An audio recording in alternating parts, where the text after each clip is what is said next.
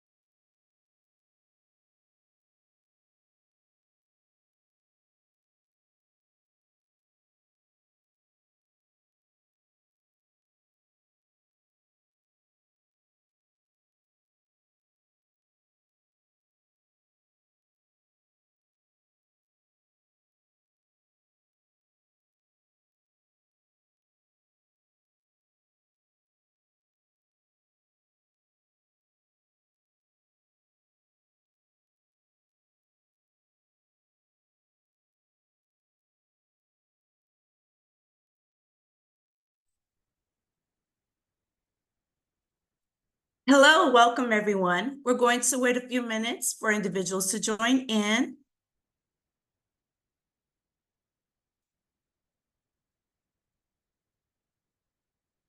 So my name is Lisette Schultz, and I am part of the member engagement team here at Partners. Thank you for joining us today for our monthly Partners Member Cafe. Also joining us from member engagement is Beth Brooks, our behind-the-scenes Zoom guru and question moderator, as well as Latasha, who will be entering information into the chat for you to copy and paste. Our topic today is the importance of healthy lungs with a focus on asthma and COPD.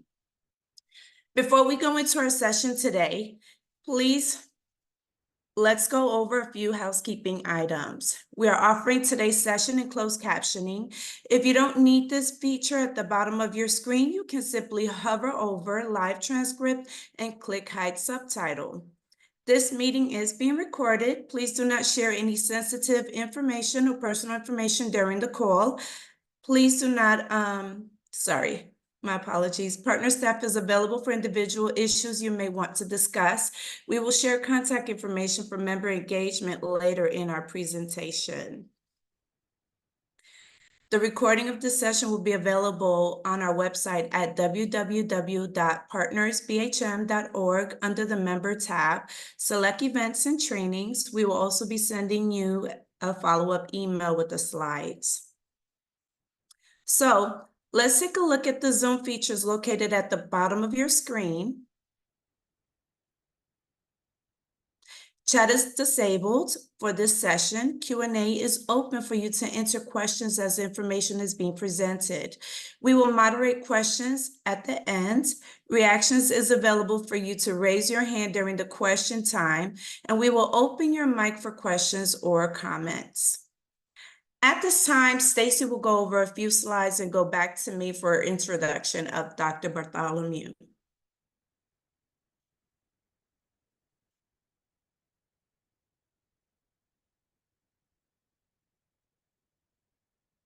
Stacy, you're muted. Sorry, but thank you for letting me know. So before Lisa introduces our guest speaker, I want to share a little information around the launch of the Taylor Plan, which will be on July 1st. So many things need to happen before it finally launches. So let's take a quick look at our timeline. Starting from the left side of the slide, on April 13th, Taylor Plan auto-enrollment began. That means the state began automatically enrolling Medicaid members that meet criteria for the Taylor Plan. So individuals with more complex needs like intellectual or developmental disability, someone who might be on the innovations waiver or has a serious mental illness. On April 18th, letters were mailed out to let members know they have been enrolled in the Taylor Plan. All Taylor Plan members need to choose their primary care provider, so their PCP, between April 15th and May 15th. That means you have one more day to choose. Members can use an online form or call Partners Access Member Services. The online form is located on the Partners website or in Partners Member Portal, Member Connect. On May 16th, the state will automatically assign PCPs, so remember that, primary care provider, if the member has not made a choice using information based on the PCP the member is currently seeing or based on history and location. On May 16th, members can begin scheduling transportation to medical appointments that will occur after July 1st. Remember, that's for after July 1st. As some of you may know, Taylor Care Management made a soft launch in December of 2022. If Taylor Plan members do not currently have a Taylor Care Manager, automatic assignment will begin on May 23rd. Members can make changes to the auto assignments by contacting Partners. Member ID cards and welcome packets will be mailed to members between May 29th and June 13th. So there's a lot of things to be expecting in the mail. On June 1st, the nurse advice line and the pharmacy line will go live. If you have questions, please enter them in the Q&A and we will address them after our guest speaker.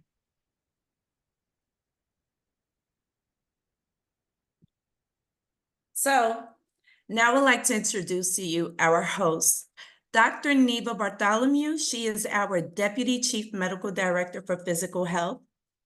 She is a Tar Heel through and through, a North Carolina native, and a graduate of UNC several times over, undergrad, med school, family medicine residency, and public health. She has lived in Chapel Hill for 35 years and has over 25 years of experience as a primary care physician, with much of that time spent caring for the most vulnerable citizens of our state, including in the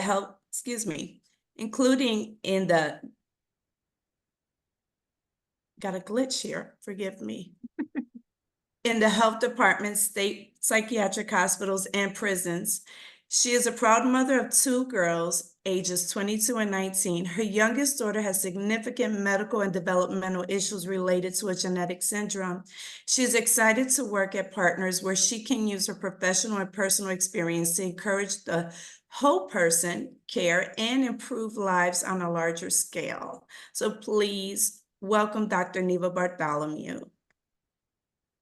Thank you so much. That was so nice. I appreciate y'all inviting me here. I'm looking forward to talking with you again. So we're going to talk about asthma and COPD today. You just heard all that stuff about me, so I'm not going through that. But I want to talk to you about the respiratory system today. That's the lungs. You all are probably very aware when you take a deep breath in, it goes down that tube in your throat. And sometimes when you swallow food, sometimes it unfortunately goes down that tube in your throat. If you see up at the very top, there's this little flap called the epiglottis that has to close to keep the food from going down that tube. But normally only air goes down that tube. And if you think about it, I always think about it as an upside down tree. It's like a Christmas tree that got split in half. So the air goes down, it splits to the right or the left, and then it goes further and further down into the tiny little twigs and tiny little leaves at the end. As you get farther down, the bronchus at the top, which is the big trunk of the tree, splits into 2 bronchi, and then they become smaller and smaller until you get to alveoli. And those look like tiny little berries. So that is where the air exchanges with the blood. That is how you get oxygen into your body, right there at those tiny little berries at the bottom. So we can go on. So today I wanted to talk both about asthma and COPD because it can be very confusing. Often they seem very similar, but they're different disorders. They both affect your breathing and your lungs, and they both can cause you to feel very sick or even cause death.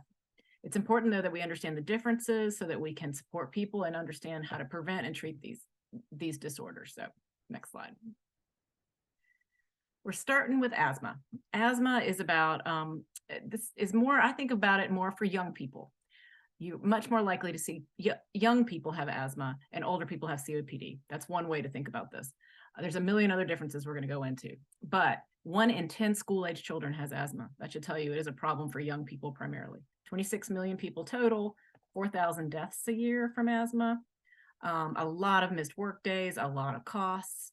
And then one of the things we're going to talk about is the treatments are very sometimes complex, and a lot of people misuse their treatments or don't use them correctly, and they feel very limited by their asthma, even though there are ways that we can treat asthma so it doesn't have to cause limitations. Next slide.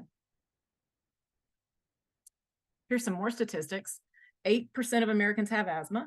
There's more females than males with asthma. It is more likely to occur in children, like I mentioned.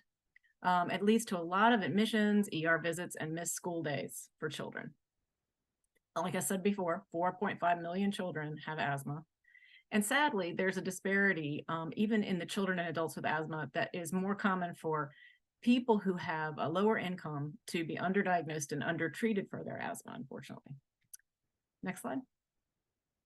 So this is a blown up picture of those little tiny airways I was talking about at the very bottom of your lungs, where those tiny berries live at the ends. So as you can see, the one on the left is what it should look like when all is well.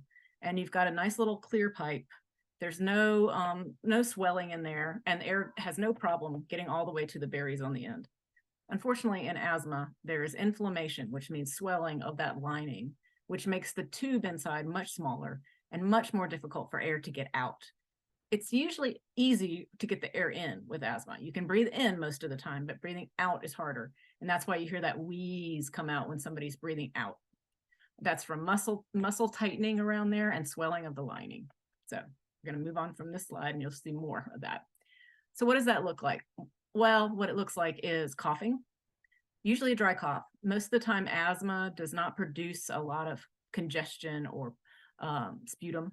It's a dry cough, sometimes shortness of breath, and then the wheezing I mentioned, which is the noise the air makes when you're trying to get it out and it won't come out. What are the risk factors for asthma? A lot of times it's allergies, eczema. And when I say allergies, I mean the things that in the air that you could breathe in that might trigger you. That's different for different people. Pollens, some triggers are things like cold air that is not an allergy at all.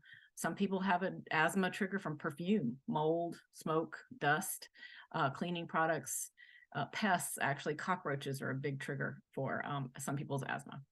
Again, we talked about it in young people. The good news about asthma is you can reverse it. You can reverse the symptoms and the inflammation by treating it. So it is treatable.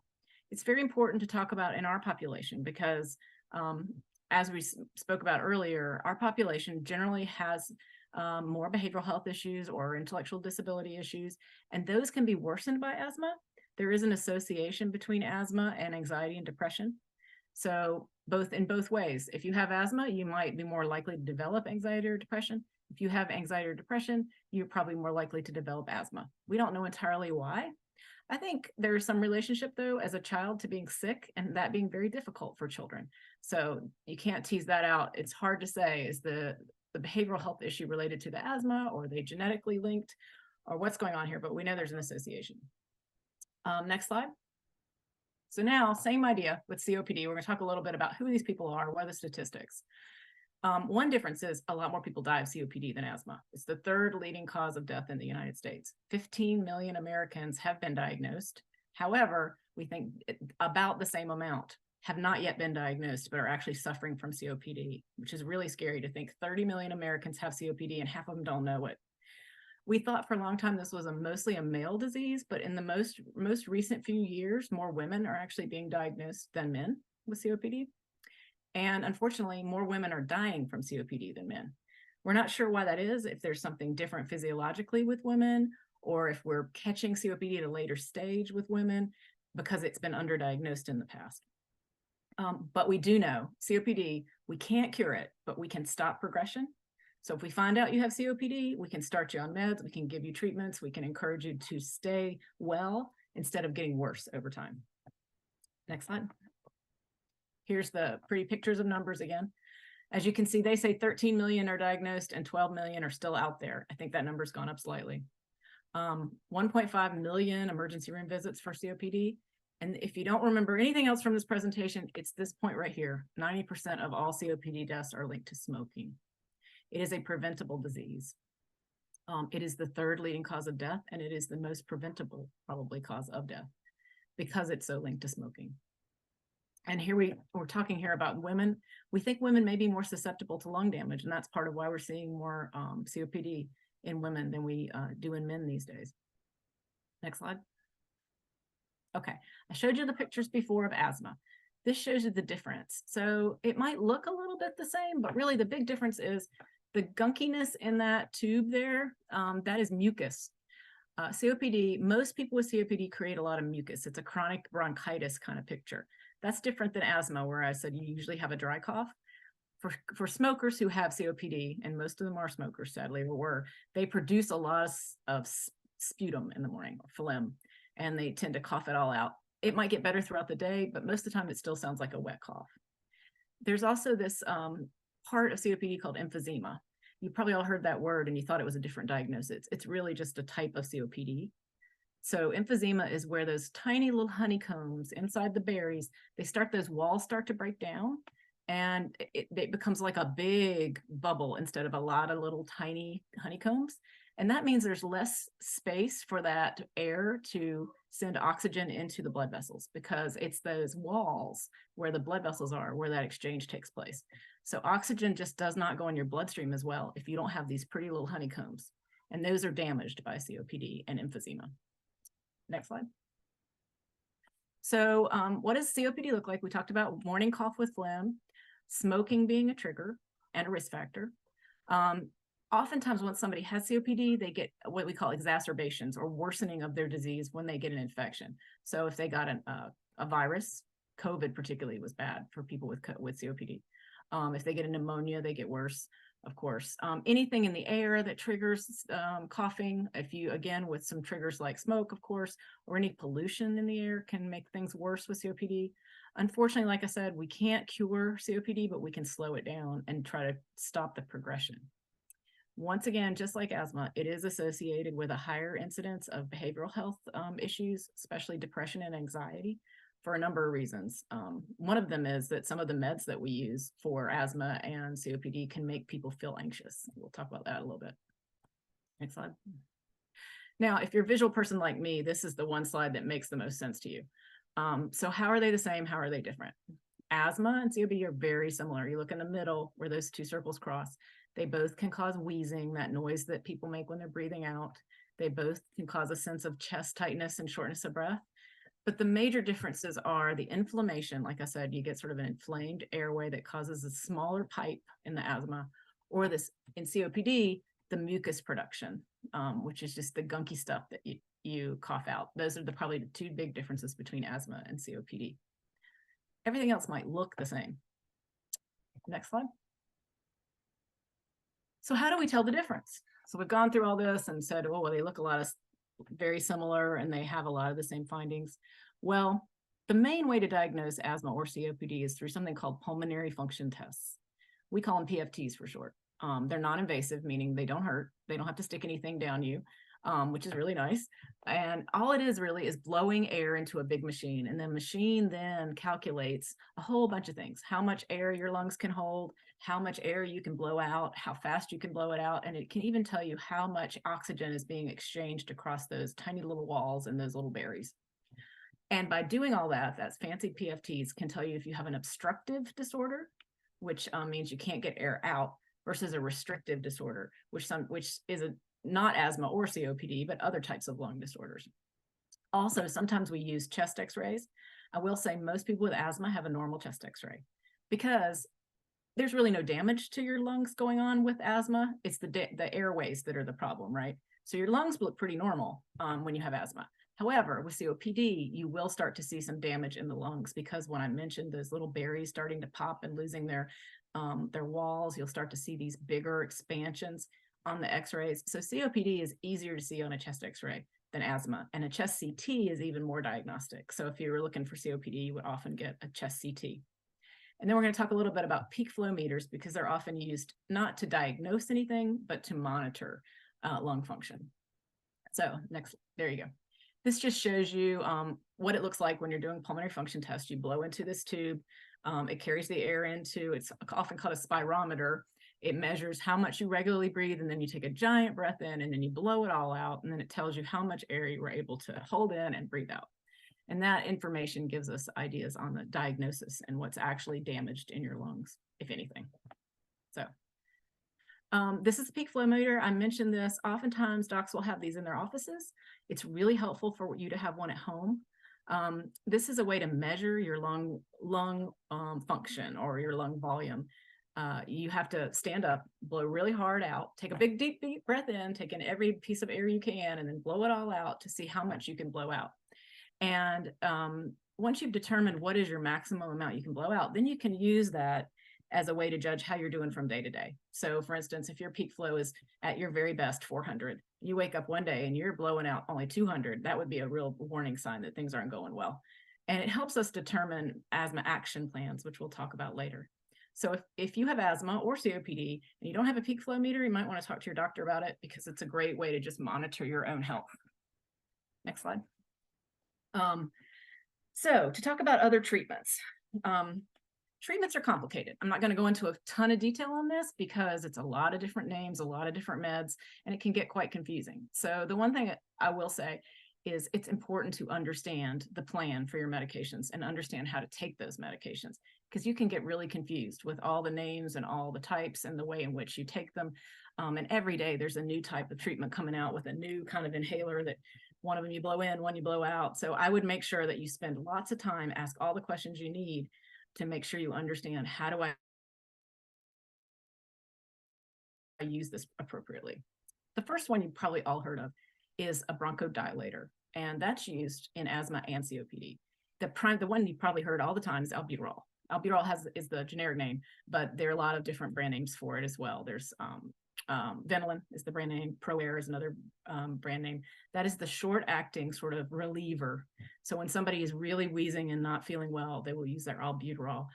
And that is a very common medication for asthma. It is not a preventive medication. It is a treatment for immediate relief, right? We actually now have long-acting versions of that as well. And that's what's called a long-acting broncho beta agonist. So that's why it stands for LABA. That's what that stands for. So you've probably all heard of albuterol, which is short acting. And then we also have long acting versions. There is also something called an anticholinergic inhaler, which is used primarily more for COPD, but those are the things that open the airways. Then we have the anti-inflammatories. You've all heard of steroids, right? Steroids like prednisone. Well, these are inhaled versions of those kind of treatments. These are more related to prevention. These are your controller medications. These are what you might have to take every single day to try to prevent asthma attacks or worsening COPD. Sometimes when things are really bad, you even have to move to oral pill form of steroids. And then what's happened in the last 10 years has been miraculous for asthma. And that's this new monoclonal antibody treatment called Xolair. It's usually used only when you've sort of failed all the other treatments and are still having significant problems with asthma, but it can be really, really effective. So just to be aware of that. There is another very new medication similar used for COPD flare-ups. So I would say these are sort of last in the stepwise use of medications for these diseases, but important to know about. And then the final thing people sometimes do is remove some of the abnormal lung in people with severe COPD, because it actually causes more harm than good. You can go in and take some of those big bubbles of air that happen out of the lung and get them out of the way, especially for emphysema type COPD. Next slide. I'm not going to go through these except to tell you that it is an alphabet soup these days of medications for asthma and COPD. And it can get very confusing, even for those of us who prescribe these things. So just another note to say, it's not a problem or a sign that you don't know what you're doing if you have to ask questions and you have to have the pharmacist go over this with you a few times, show you how to use it. Or if you have a care manager, they can help show you how to use it. This is really important, because if you don't use the meds well, you know, they're not going to benefit you, right? Next slide. If you want to just remember one thing about meds, there's relievers and controllers. And then there's these sort of new-fangled way of using relievers and controllers. So relievers tend to be those things that you use when you're not doing well, right? We talked about the Ventolin, which is albuterol. Sometimes Atrovent, which is the anti-muscarinic type. Those are to be used when you're not doing well. You don't want to have to use those, right? You want to be well. You don't want to have to use these. So oftentimes you need to be using a controller medication every day so that you don't need the reliever medication as much. So controller, reliever. So important to know, what are my controller meds that I use all the time? Make sure I use them as I'm directed to use them. What do I do when I need something because I'm not doing well? That's my reliever medicine. There are some people who are using them together now. I won't go into that in great detail because this is a new idea. And I wouldn't, some doctors believe this and some of them don't, but some people are using the steroid along with the reliever together these days. Things are always changing, right? Next slide. Another slide just to show you how complex it is, right? You see how different they all look. You see how many there are. This is a lot to keep up with. So again, really important that you know exactly what you're supposed to be doing, which meds you need to use at what times, how often, when you're supposed to use them, and to be keeping an eye on how you're doing in general, because you don't want to wait until you're really in an emergency situation. You want to start working to prevent that when you feel like your lungs are not doing as well. Next slide. Again, one way people do treatment is, first of all, they talk about what type of asthma do you have. There are different types of asthma, and it's determined sort of by your symptoms, and a lot of times by also how often have you been in an emergency room, how often have you had to be in the hospital, and then you get sort of, like most people have intermittent asthma. Once in a while they get wheezing. Then the next step is mild persistent asthma. They have symptoms 3 to 6 days a week. Moderate persistent asthma is symptoms daily. Severe is persistence constantly. And you can see as you get worse on this scale of asthma severity, you might have to use more medications. You may have to use more daily controllers. But everybody has to often have a reliever as well. You'll see the albuterol is on here for everyone. So we add more daily meds to try to stop the need for the albuterol at all. Next slide. Same idea with COPD. Most people are in the mild to moderate range, but as you get more symptoms, or if you get more symptoms, they add more meds, right? We talked about this. Also, some people need oxygen when they get to the more severe types of COPD. Next slide. And here you can see this is the comparison of that. And down at the bottom, the thing to note here, for everyone, there are certain things you can do that will make you stay healthier if you have lung disease. For everyone, doesn't matter if you have asthma or COPD, no smoking, right? Cigarette smoke's the worst thing you can do for your lungs. So both people with asthma and COPD should not smoke. Avoid the triggers that cause you to have trouble with your lungs. Try to figure out what those are. I mentioned there are a whole lot, right? And they're vary from person to person. Doing what we call an environmental survey of your home can help. And that's something that care managers can help with. And members go around and look at how old is the carpet? Is there a lot of dust in the curtains, for instance? Could you use an air filter in your heat or air condition that might help? There's a lot of things. We mentioned cockroaches or pests can be a problem. Get all your immunizations, especially for flu, for pneumonia, and for COVID, because those are the three that are really, really dangerous for folks that have lung disease. People with lung disease die from COVID, flu, and pneumonia much more than people without lung disease. And as I mentioned here, some people do need oxygen when they have COPD. There's also pulmonary rehab for people who have lung disease, which can be very helpful as well. Next slide. Okay, this is something to be aware of. This does not mean you shouldn't take medications, but like every medication known to man, they don't only have good effects. They sometimes have bad effects. It's important to know what those are so you can recognize them. Bronchodilators, the albuterol I mentioned, we have them both long and short acting. They cause increased heart rate. They can cause people to feel anxious. They can cause you to shake, have trouble sleeping, or have headaches. This is important for our folks who already have some anxiety. The albuterol may be making it worse. It's even more reason to control your asthma so that you don't have to use so much of this, because this might make you feel bad. Steroids. Inhaled steroids have some of the same side effects that oral steroids have, which is potential for growth decrease in children. I think that's something that we did not really appreciate when I was first started out in medicine. We were given a lot of inhaled steroids. People thought there's no way they have the same side effects that the oral ones do, but they do. They have some similar side effects. And then probably the most concerning one for a lot of kids is that they do cause some decrease in vertical growth.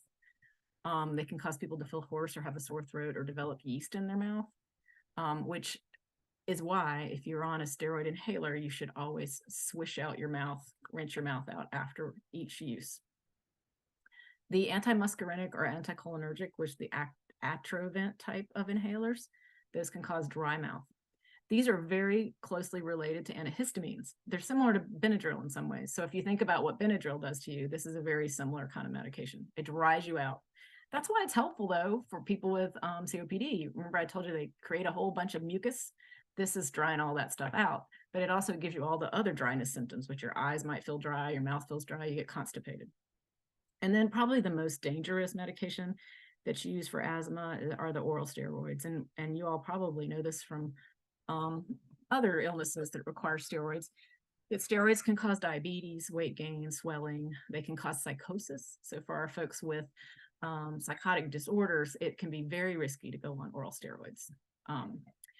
Over time, it can cause your bones to be less dense and cataracts in your eyes. So if you need oral steroids frequently because of lung disease, you are increasing your risk of these things. Next slide. This is just a slide on how to use your inhaler. MDI stands for meter dose inhaler. That is the primary way we use most of these medications. If you've ever seen albuterol, which again is the most common asthma med for most people to use or see, that's exactly what their inhaler looks like. It's hard to use an inhaler. I don't know how many of you have ever tried. It is hard. You end up spraying your tongue. You end up having meds go in the wrong place. It's very hard. You really do need to practice this.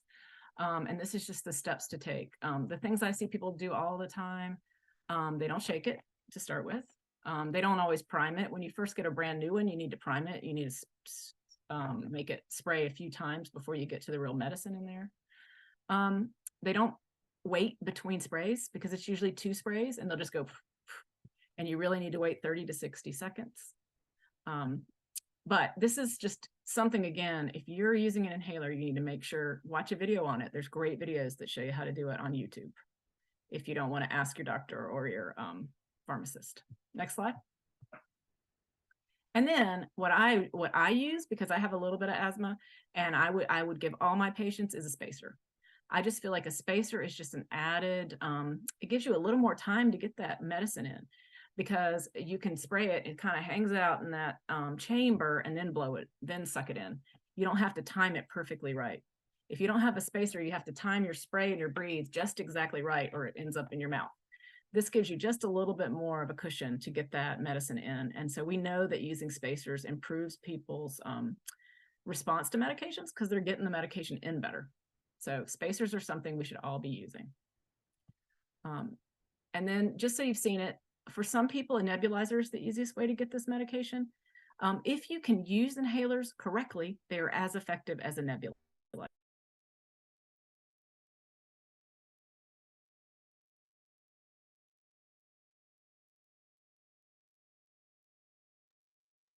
Dr. Bartholomew, you're on mute. I'm not sure how that happened. Not sure how that happened either. Did you hear me start talking about nebulizers? You heard nebulizers? We heard nebulizers, but that was about it. Okay, so nebulizers are equally effective to inhalers. There's really nothing better about nebulizers. If you use your inhalers correctly, you don't need a nebulizer, but for a lot of people, that's a big if. Trying to spray and breathe in at the same time is very hard for some people. So if you've got someone, a child, or someone who is disabled and just cannot coordinate that, and a nebulizer is a good substitution. It basically takes the medicine that's in the inhaler and puts it in a liquid, and you dump it in that machine, and then it comes out through a mist that you breathe in through your mouth. You can also use a mask instead of the mouthpiece for somebody who can't even put that in their mouth. And that's just one way to make sure that person's getting their meds in. Hopefully some of you have seen a nebulizer, but the big thing is it's not any better to use a nebulizer, except for people who really can't use an inhaler. Okay, next slide. These are asthma action plans. And this, if there's, one take-home message, other than not smoking, is to have an action plan, either for asthma or COPD. And what that is sort of a self-management plan. So you know how to judge, how am I doing today with my breathing? And then once you judge that, you know what to do with that information.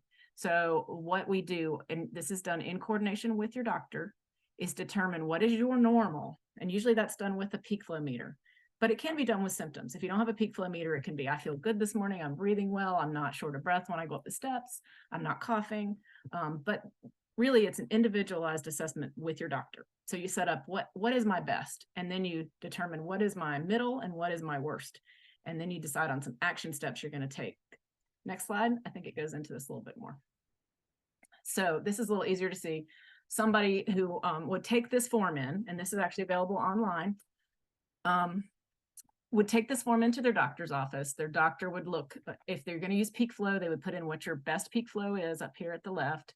And they would tell you how much medicine to use just on a regular green day when everything is going well. Maybe that's just your regular controller med that you take every single day, right?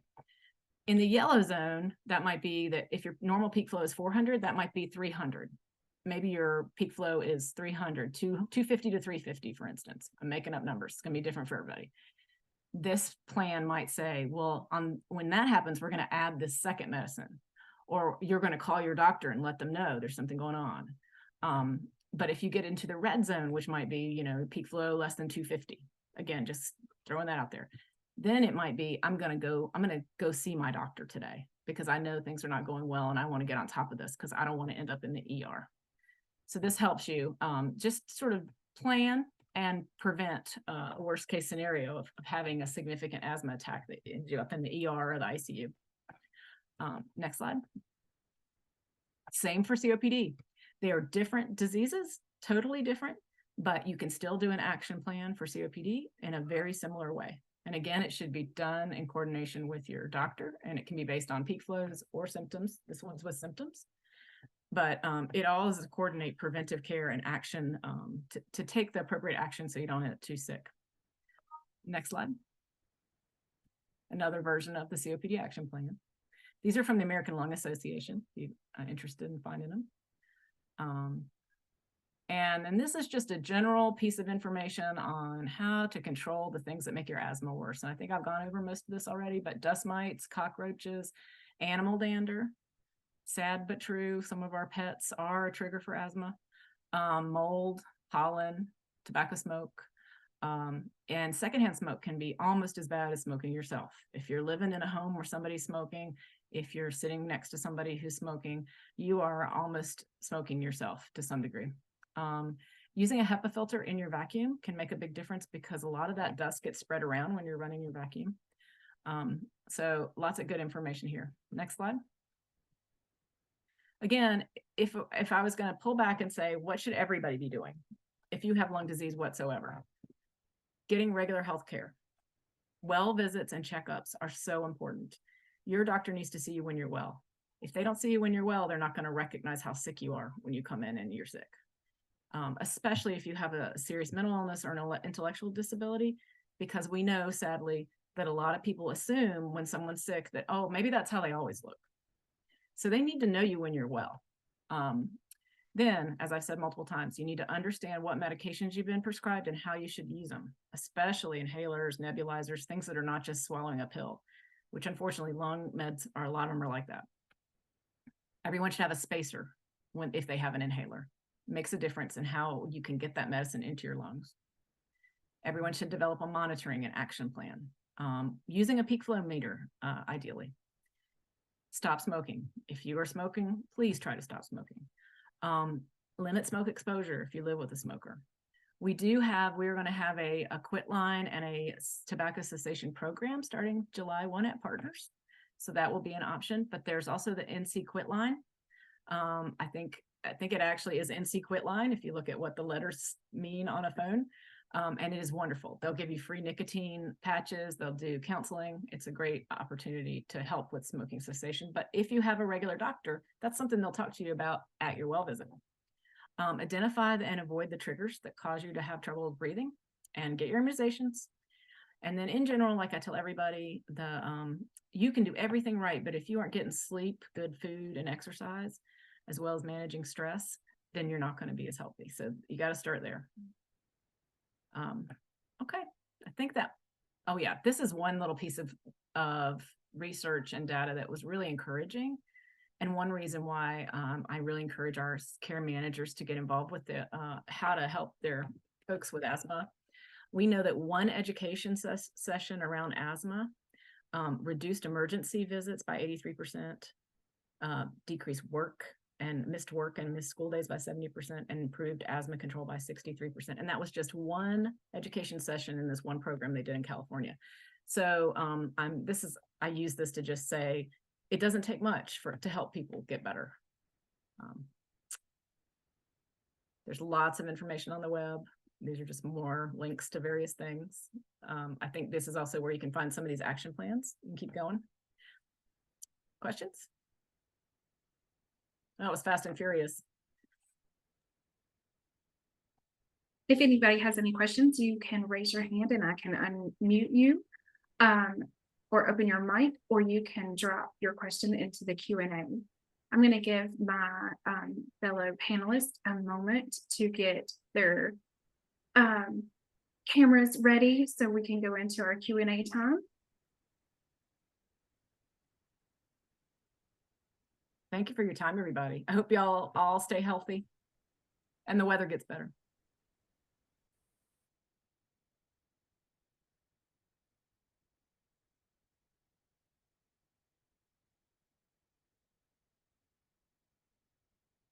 So please, if you have any questions, feel free to drop them into the Q&A. I'm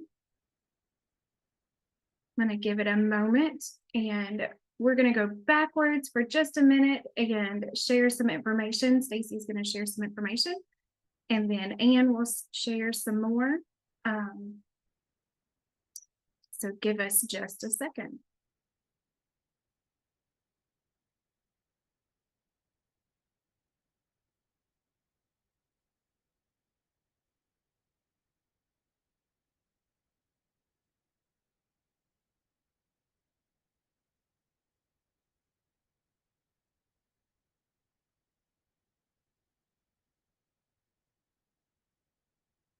Don't see any questions. If you think of them, please put them in the Q&A, and I'm going to pass it over to Stacy.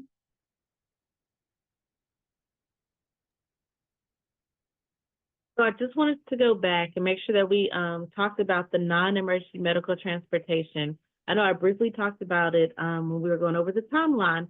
And so I just wanted to make sure that you guys kind of knew what that was and when it was going to get started. So the non-emergency medical transportation also can be called NEMT. You can start scheduling on May 16th, and transportation begins July 1st. So you can't start just yet, but a couple of days away. So May 16th is your start date. And then that's for any appointment after July 1st and on. So the NEMT program provides transportation for non-emergency medical care appointments at no cost to the member, Medicaid only. So that's for physical and mental health appointments, and some services exclusions apply. So then that'll be for the pharmacy. So Medicaid members have prescriptions completed by doctors. So if your doctor's completed it, then you can get it picked up. So also the nursing home, only covered from hospital to nursing home for new admissions. And then after our hospital discharges, 24/7, 365, it is covered. So please, please, please use it. It's there, it's available for you, the non-emergency medical transportation. And then just keep in mind our telephone numbers, just so that you guys can have them. So we have our member recipient services, and that telephone number is 888-235-4673. That number can be used Monday through Saturday, 7 a.m. to 6 p.m. And the people that can use that call or that line, it will be for Medicaid members, state funded recipients, and stakeholders. We also have a behavioral health crisis line. The number for that one is 833-353-2093. That one's open 24 hours a day, 7 days a week, and it's for anyone to call. So it doesn't just have to be somebody who has Medicaid or has Taylor Plan. It is for anyone who is dealing with a behavioral health crisis. So as we were just talking about, is the non-emergency medical transportation. So here you go. Make sure you get it out the chat because I know Latasha's going to put it there for you. If she hasn't already, it's 1-833-577-2309. And it's available and open Monday through Saturday, 7 a.m. to 6 p.m. And that's for Medicaid members, specifically Medicaid members. We also have our nurse services. And then that one, when it starts, will be 24 hours a day, 7 days a week. It too will only be for Medicaid members. Soon we will have a pharmacy service number.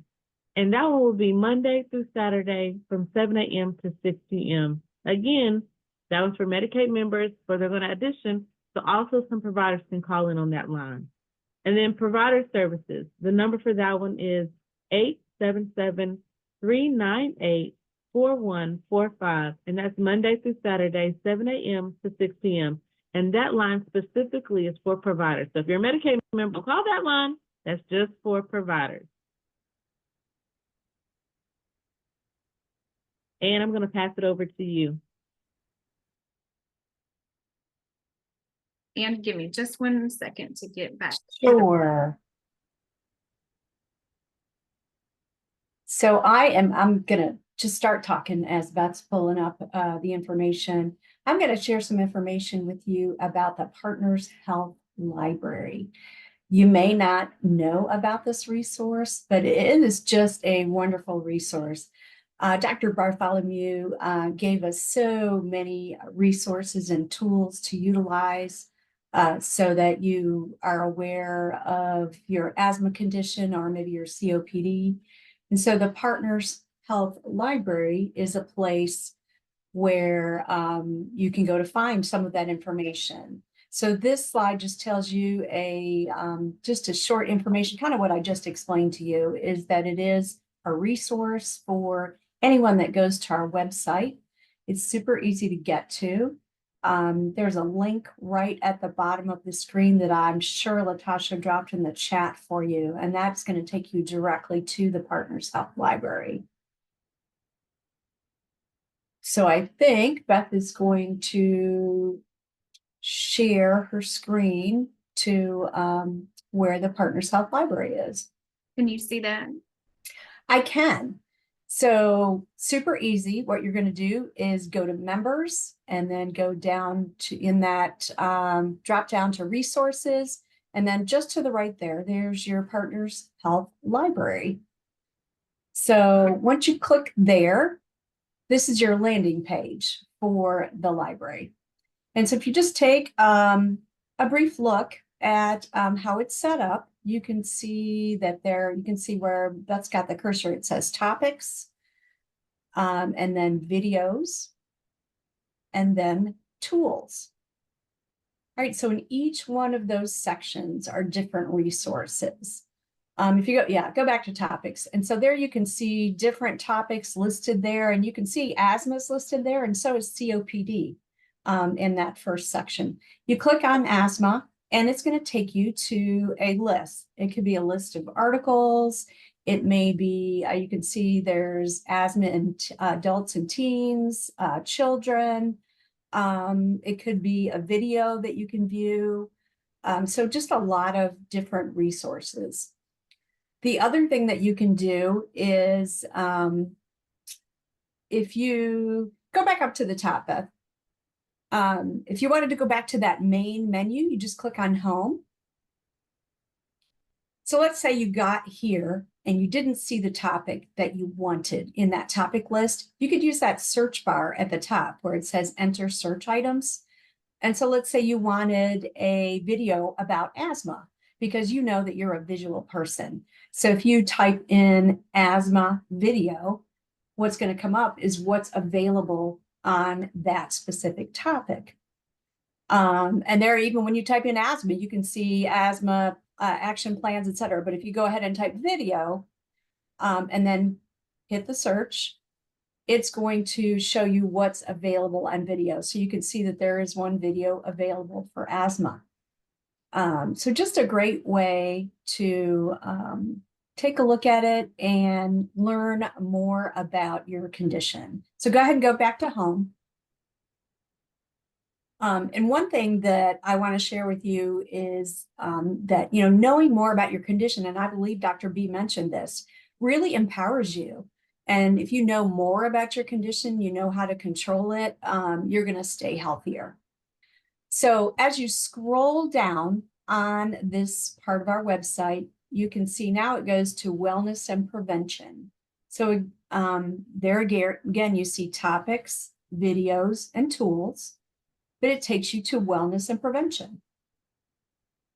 And then if you go further down, we have life stages.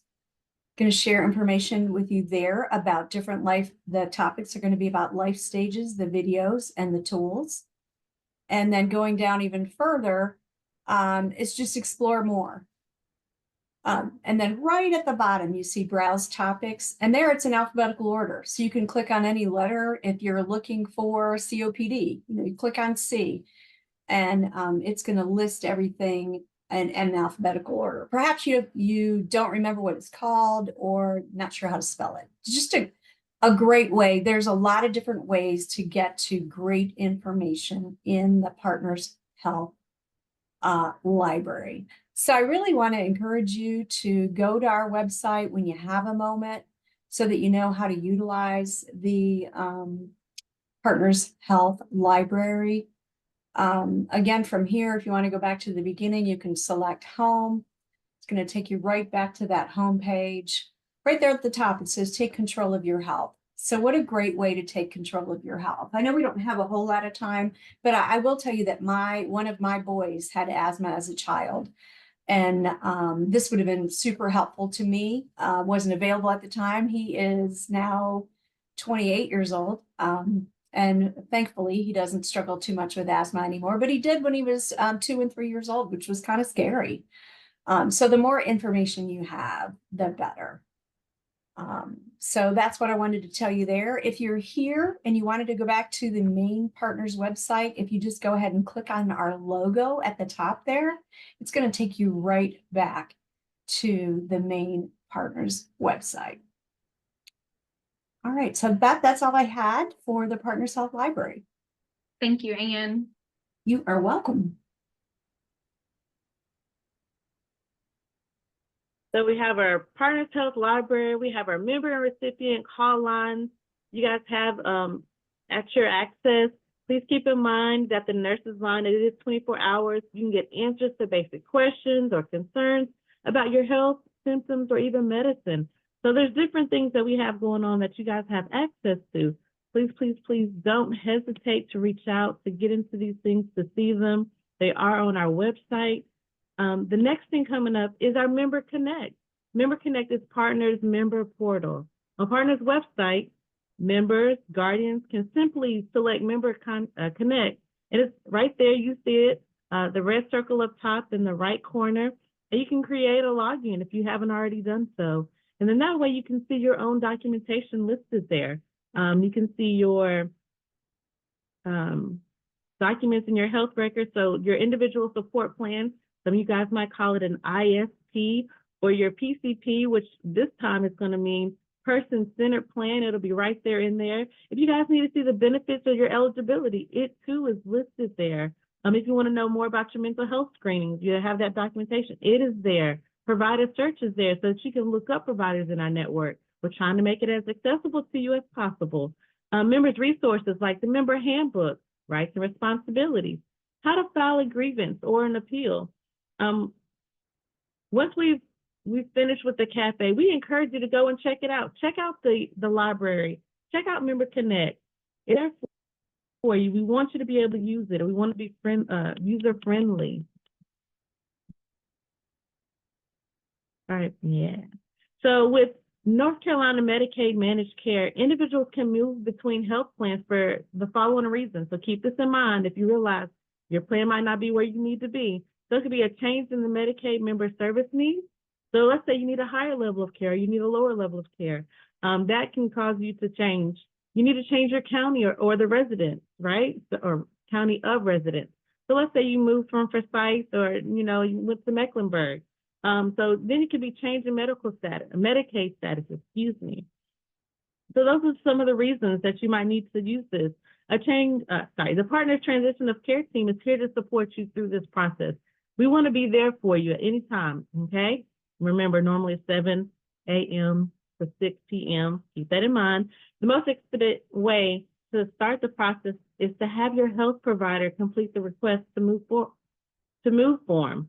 This brings our transition team in quickly. So you might can do it by yourself, but it'll be quicker if you use your provider. If you have a provider, use your provider. They can use the move form, the request to move form.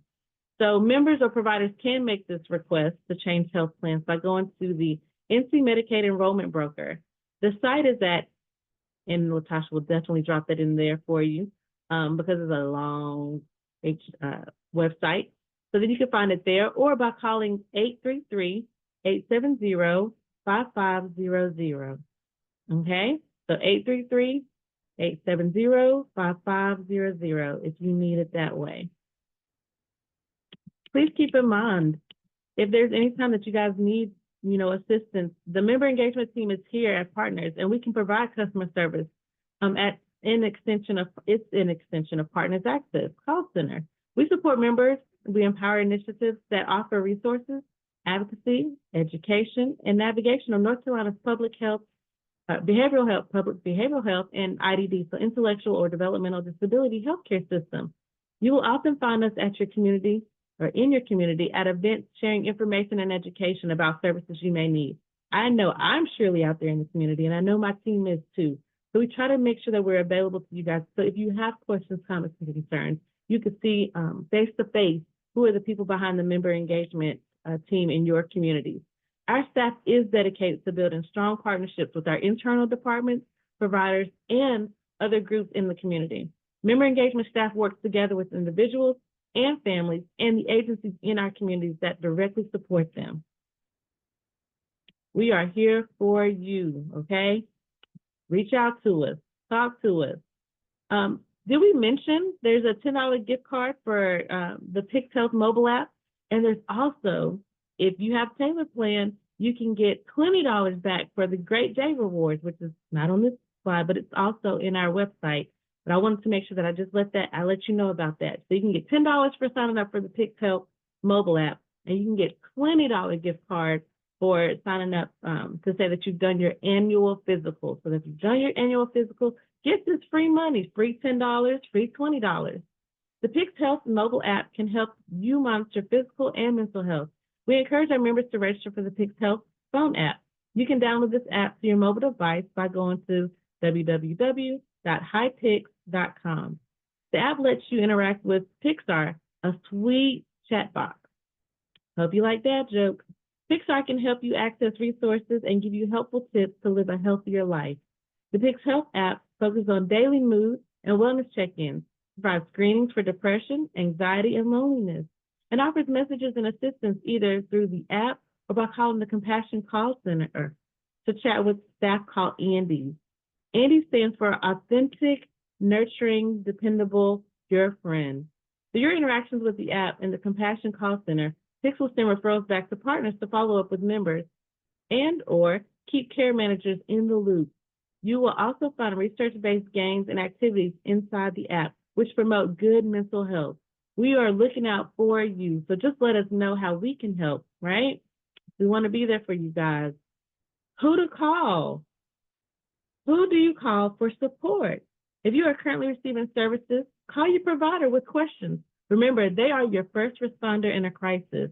If you have a partner's care manager assigned to you, please give them a call with any questions you may have. If you are not in services and have general questions, please call the member engagement team at 704-884-2729 or send us an email at memberquestions@partnersbhm.org. So I'm going to give you the number again. Member engagement team at 704-884-2729 or send us an email at memberquestions@partnersbhm.org. The new suicide lifeline number, please keep in mind that number is 988.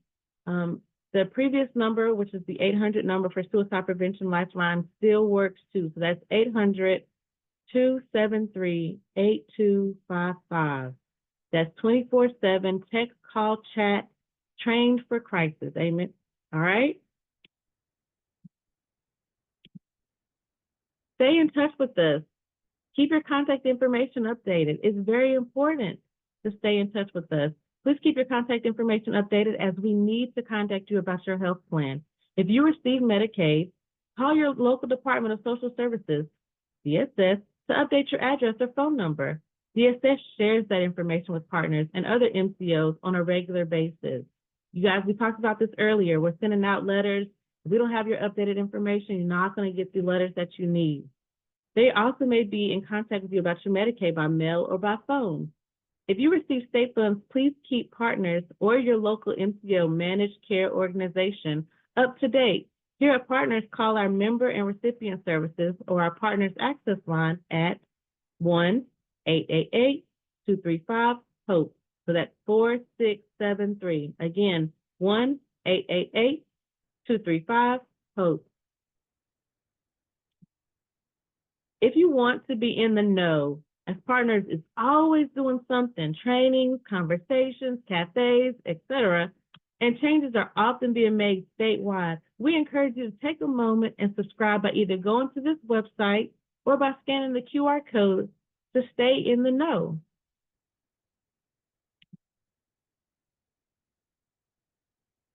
Your feedback is truly important to us. It helps us plan for future sessions, improve our presentations, and learn what topics interest you. Please take just a moment, only about 4 to 5 minutes, to complete the survey. The survey link is https://www.surveymonkey.com/r/member_events_survey. It's listed right there. Just click on it, highlight it, put it in there. You got it. I'm going to hand it back over to Lisette. I hope you guys have a wonderful day. Thank you, Stacy. And thank you, Dr. Bartholomew. Thank you for joining us today. The information you provided is valuable and definitely worth sharing with loved ones. It would be remiss of me if I didn't thank our viewers for attending Member Cafe and for sharing your time with us. As I mentioned at the beginning, our session, we have partner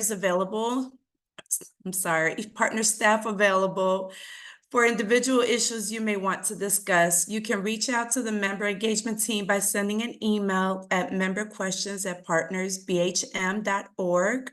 Please do take a moment to complete our survey. Your feedback is important to us, just like Stacy mentioned previously. See you next month at Member Cafe. Y'all take care. Thank you.